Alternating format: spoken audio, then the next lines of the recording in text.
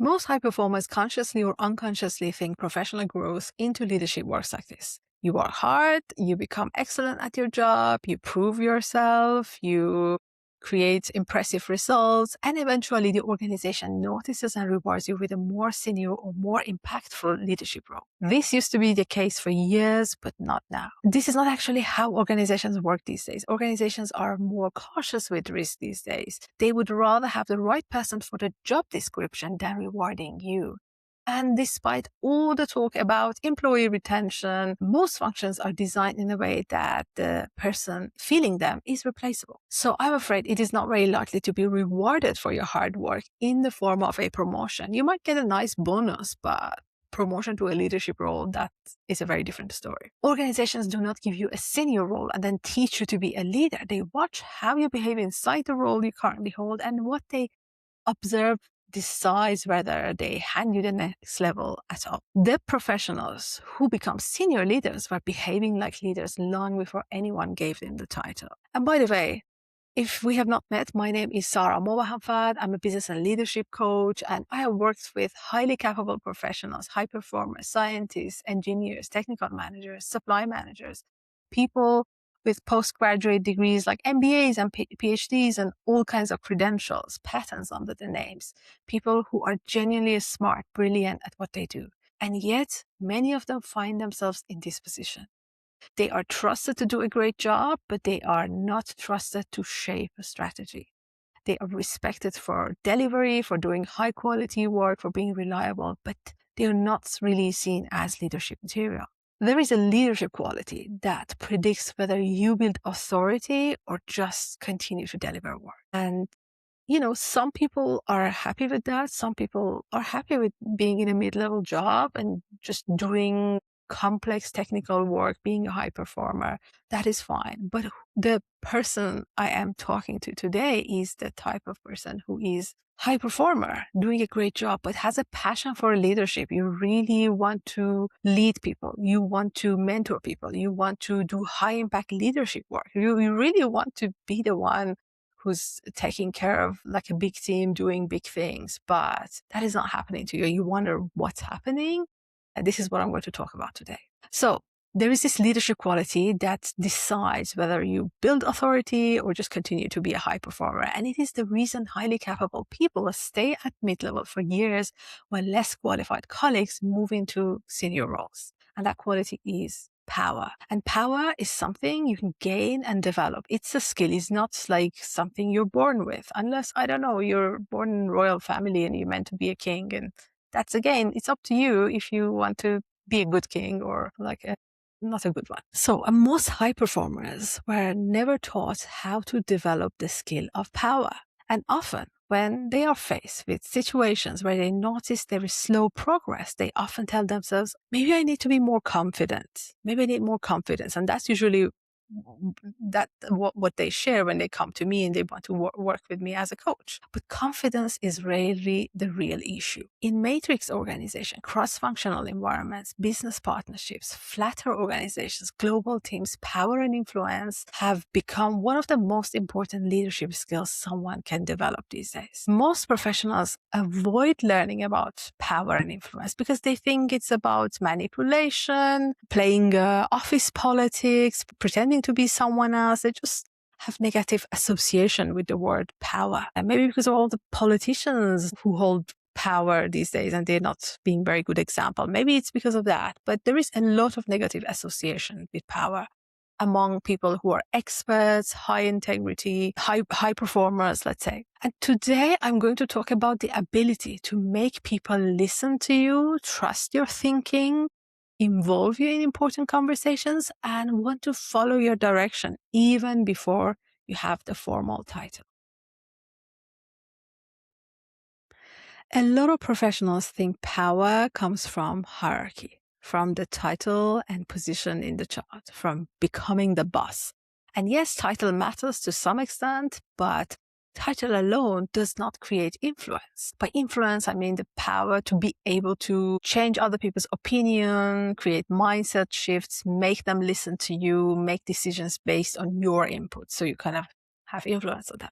We all have seen managers who officially lead teams, or on the organizational chart, they are responsible for these headcounts, but they do not seem to be influential, powerful, or trusted by senior leaders. They are more like task and resource managers, people managers, and not exactly people leaders. And then sometimes you see this other person in the organization, maybe you don't even they don't manage a team, but somehow everybody respects their opinion. Even their role and job grade is maybe not even that high on paper. I say this because I've met this type of people in organizations. Someone you only know if you're part of the organization. But then you see this person that doesn't have this high grade job, but everybody consults them. People trust their opinion. Senior managers trust their opinion. And their opinion or approval is needed. Their expert advice is respected. That person is influential. When it comes to the topic of power and influence, the work of Jeffrey Pfeffer is very useful. It's not very new, but it's still one of the best works in this field. I totally recommend it to all business professionals. His method is called the path to power. And he talks about power not simply as confidence or authority, but as the ability to influence decisions, access resources, and most importantly, grow professionally as a leader. And this becomes even more important in complex matrix organizations, because in matrix organizations, very often the people you need to collaborate with do not report to you. You're not responsible for the hiring and firing and salary and all, or the performance reviews. So imagine you're a project manager leading a product launch. Of course, it depends on the type of organization you work for, but this is a very traditional style I see in a lot of old-fashioned corporations. So project manager leading a product launch, you need marketing, you need supply chain, you need sourcing, you need regulatory, you need logistics, you need finance, all these people from different departments who seem to have their own jobs and their own targets, and none of these people report to you. So what happens if they simply do not prioritize your project? It's just one project among 10 other projects they might be involved with. They probably work with 10 other project managers like you. There are a lot of products being launched. Maybe yours is not as big of a launch as many other product launches they're dealing with. So how do you get them listen to you, do what you want, and do it on time, or even sometimes go the extra mile for you? So it is not just about hierarchy. You need people to care. You need people to trust you. You need people to want to collaborate with you. So it's not about manipulation. They have to want to collaborate with you. And this is where influence matters. Influence is not manipulation. Manipulation is when you pressure people, hide information, or use fear. So they kind of have no choice other than do what you need them to do. Influence is different.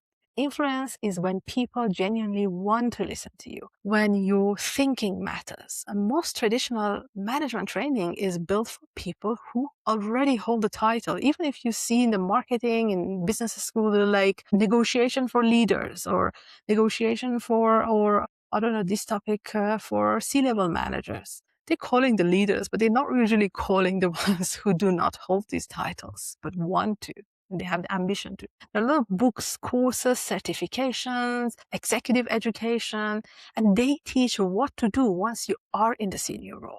Very little content is teaching what to do at the level below, where the actual decision about whether you ever reach that seat is being made. The decision about your future role is not happening in the next review. It is happening every day in how people experience your judgment, your presence, your contribution to direction. And by the time the conversation about a senior role formally begins, the answer has usually already been formed.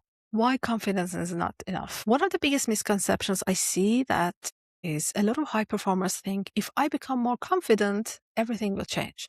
Most high performers think if you become confident enough, certain enough, sure enough of your expertise, have more credentials or have more knowledge, then your authority will also naturally follow. Yes, confidence is important, but confidence is internal. Power is relational. Someone can feel very confident, self-assured, and still not be trusted, listened to, or followed. Someone could have great mindset themselves, but no one might see that.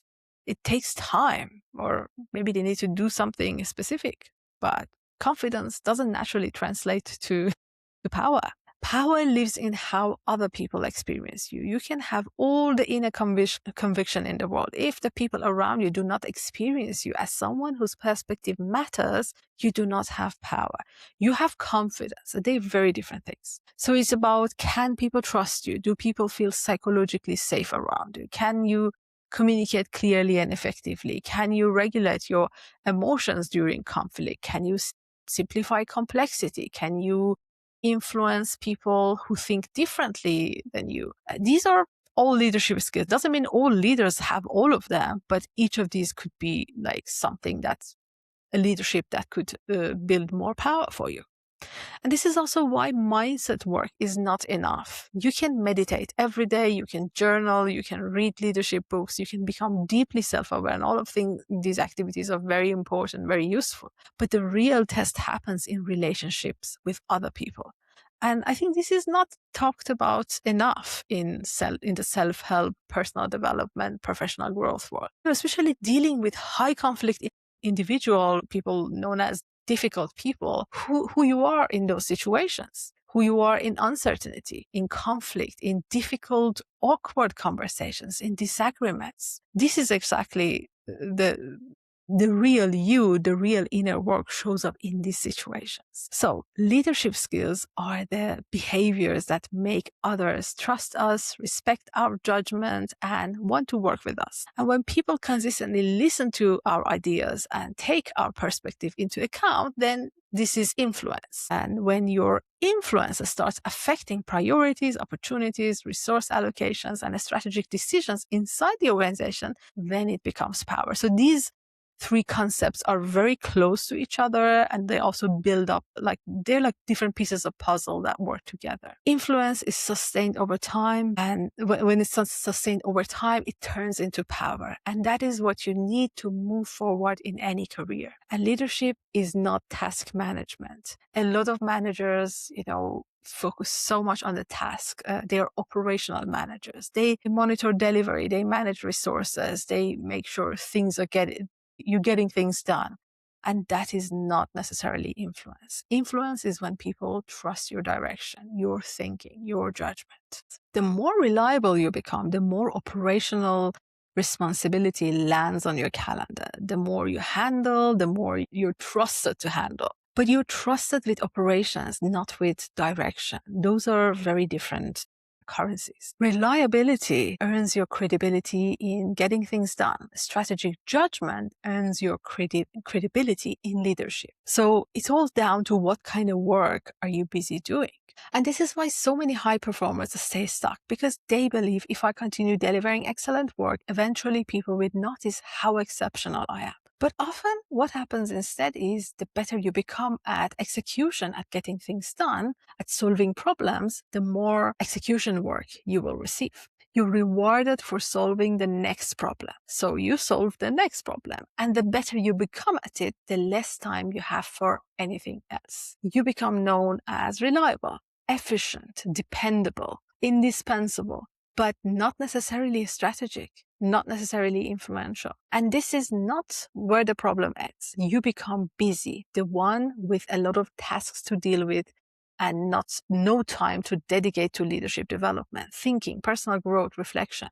No slack time in the calendar. Being busy often denies people the sense of meaning, because it becomes hard to see the big picture when you're so stuck in the daily grind, in the operational stuff. And being busy with tasks creates a lot of invisible mental load. And this is maybe a unique problem people in technical fields have. Maybe it's just my experience, but when people work in marketing, men naturally have management functions, they are given this sort of leadership opportunities automatically a lot. But there are a lot of engineers, they spend a lot of in labs, in testing, in developing products, in writing code, in designing things. So they're very much in their own world of creating, and they don't get enough practice in leadership in some situations. This is what I'm talking about. And leadership is something that sometimes you need to learn, you need to develop skills around, and that needs a space. Someone at full capacity,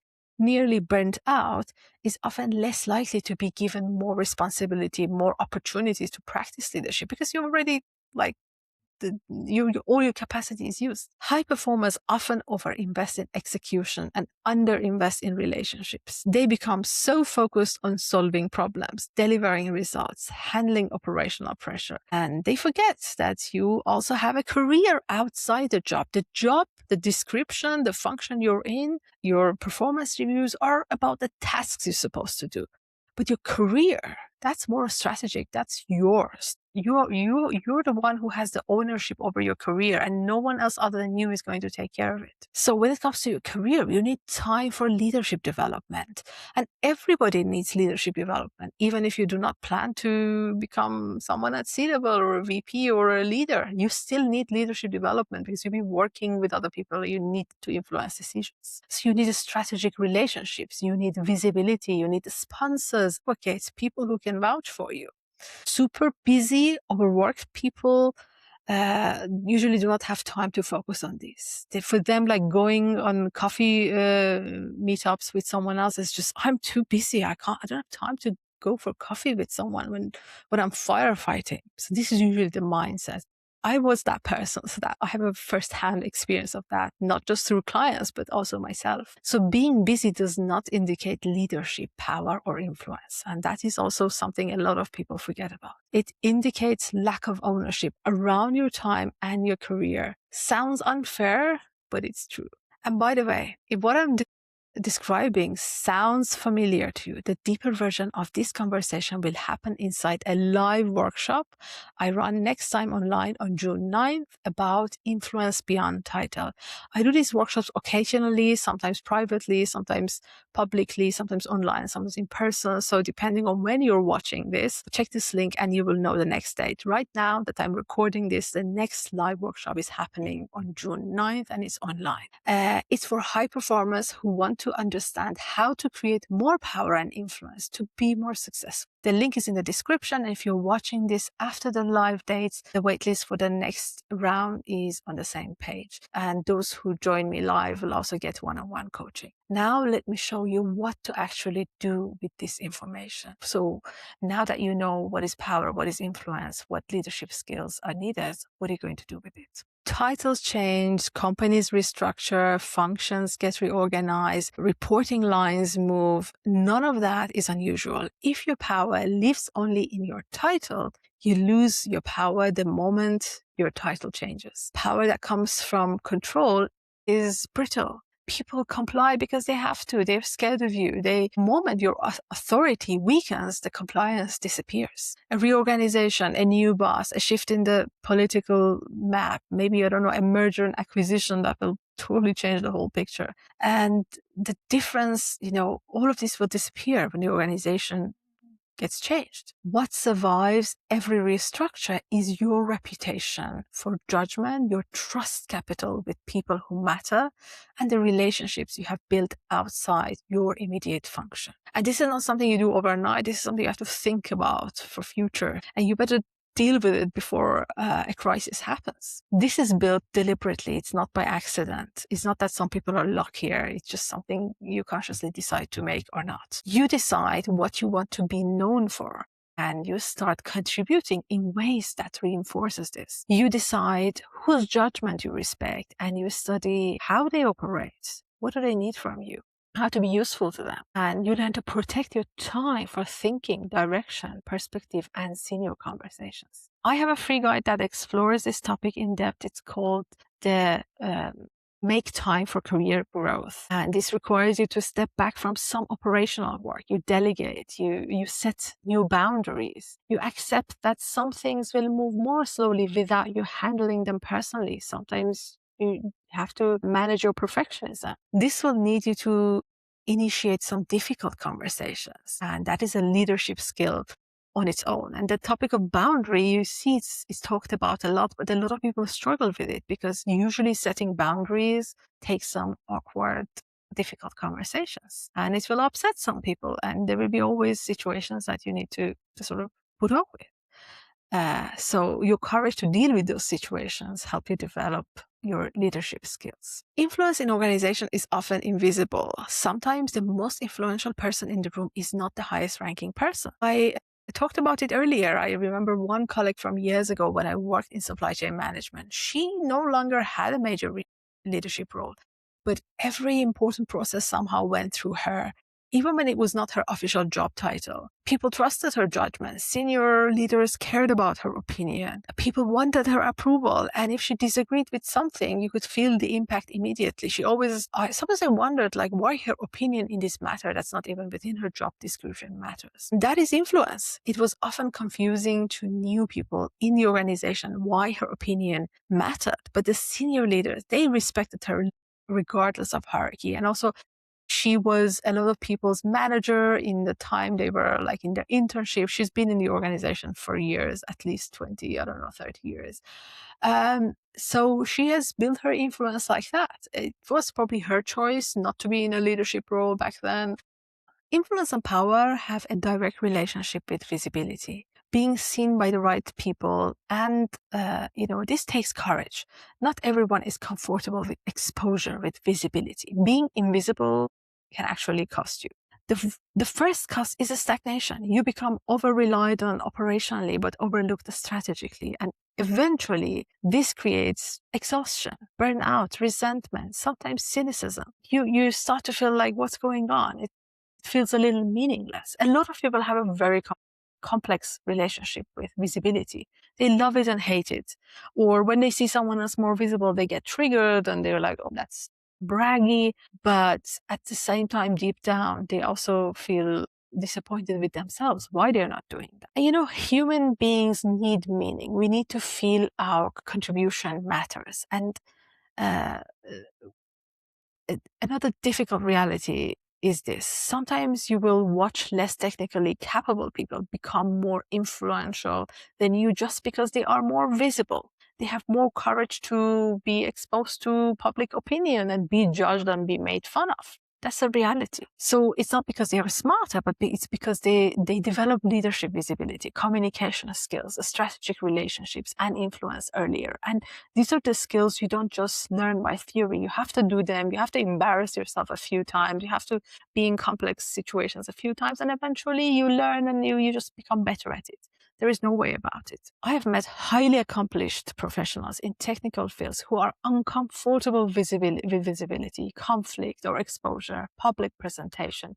And when they avoid being in those situations, then organizations become dominated by people who are simply more willing to occupy those spaces. But maybe they are less qualified than you. Individuals who are not necessarily qualified but are just better at visibility seem to just get more opportunities. And then everyone is talking about it, like, why this is happening? This is exactly happening because someone had more courage in some situations to be more visible. And this annoys so many people, and they blame this on corporate politics. But really, the problem is also partially because so many high integrity experts in this world have decided to hide and not develop their soft skills, not develop their visibility skills. And this is something I think technical professionals need to understand much earlier in their careers. Mindset work matters. I'm a coach. I help with mindset. I shouldn't be saying this. Self-awareness matters. Inner work matters. But professional growth is not purely internal. It's not purely one person's job. Because careers happen inside systems, inside cultures, inside relationships. And you can become extremely self-aware and still struggle professionally. We talked about this earlier, because professional leadership is not only about what happens in private. It is about what happens when people challenge you, when uncertainty appears, when conflict appears, when visibility appears. And I think sometimes coaching culture over-personalizes problems. It's everything, you feel responsible for everything. And sometimes the issue is not only your mindset. Sometimes the organization itself is unhealthy. Sometimes the culture punishes visibility. Sometimes you're simply in an environment where your strengths will never be valued properly. So leadership growth also requires systemic awareness. Not only self-awareness. Concepts like power and influence are not about your skills in relation to, they are about your skills in relation to other parts of the system you're part of. And they take a lot of courage to develop. You have to try a lot of things and sometimes fail, sometimes you get rejected. All of that is part of the process. and they involve other people, confrontations, being coachable, receiving feedback. And sometimes you could do everything right, but never develop in a certain organization, in a certain culture. And then you have to make bigger decisions that sometimes you actually have to leave the organization. So it is not that you learn these skills and there is some magic and you could make them work in every organization. It's all about how you fit in a certain system. And sometimes your authentic self, your best self, your most developed self is not the right fit for an organization, and you better depart.